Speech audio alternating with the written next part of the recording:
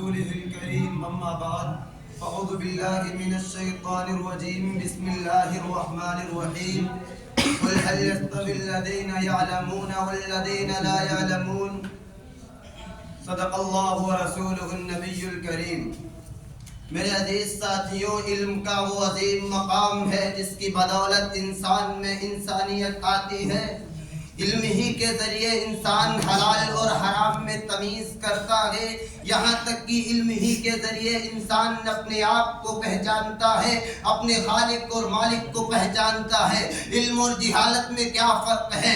اللہ رب العزت اس کو قرآن کے اندر بیان فرماتے ہیں، قل هل يستوي الذين يعلمون والذين لا يعلمون۔ اے نبی صلی اللہ علیہ وسلم، آپ اعلان کر دیجئے کہ کیا جاننے والے اور نہ جاننے والے برابر ہو سکتے ہیں؟ میرے عزیزو، مطلب یہ ہے کہ ہرگز برابر نہیں ہو سکتے، بلکہ جاہل اور عالم کے درمیان ایک بہت بڑا فرق ہے جس کو قرآن پاک کے اندر کئی انداز سے بیان کیا گیا۔ دوسری جگہ ارشاد فرمایا لا یستوی اصحاب النار و اصحاب الجنہ۔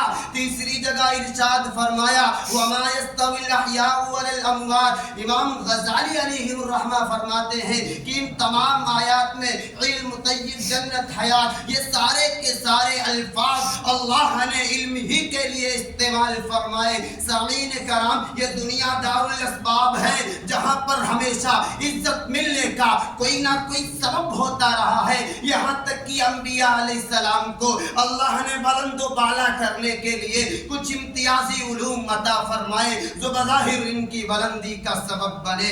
اگر اللہ نے آدم علیہ السلام کو یہ بلندی عطا فرمائی کہ فرشتوں کو حکم دیا کہ آدم کے تخت کو اٹھا کر سارے جہاں میں پھرو تاکہ آدم علیہ السلام کا بزرگ ہونا سب کو معلوم ہو جائے، اور اسی پر بس نہیں بلکہ فرشتوں کو یہ بھی حکم دیا کہ وہ آدم کو سجدہ کرے، تو اس کا کچھ سبب بھی ہوگا۔ ہاں، اس کا سبب قرآن کریم بیان کرتا ہے وَعَلَّمَ آدَمَ الْأَسْمَاءَ كُلَّهَا۔